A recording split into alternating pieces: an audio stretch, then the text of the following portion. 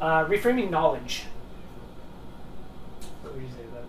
Well, We've talked about this knowledge. knowledge a is lot. power. Knowledge is power.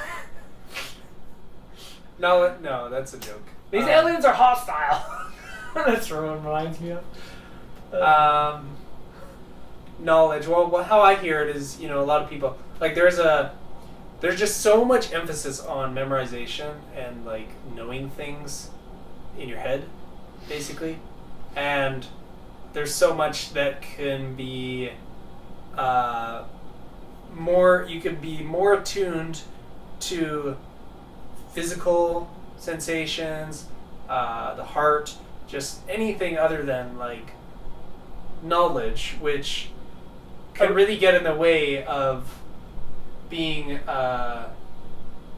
seen clearly. It's with that. It's basically a stockpile of resources, but it's all one resource. And if you're just like stockpiling of course you're gonna fog up yourself and you're not gonna be able to see clearly because you've just stockpiled a bunch of crap. If you have a big cluttery room, you're not gonna be able to figure out anything, and that's what knowledge does to people.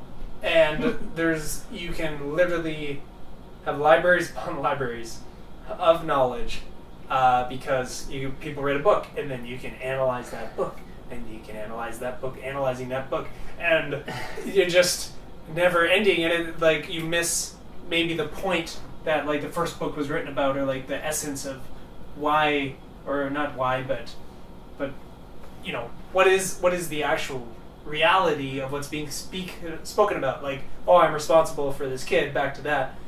What's the reality? Well, what does it feel like? Like, how does it actually affect you? What takes place in with the that real, existence? Yeah. Or we talked about school. Like, people go to school and you're really just getting a bunch of taste testers of all these things, but nobody approaches it like that. But that's the reality of what's happening. So it's like instead there's all this knowledge upon things that blind the reality, but it doesn't have to.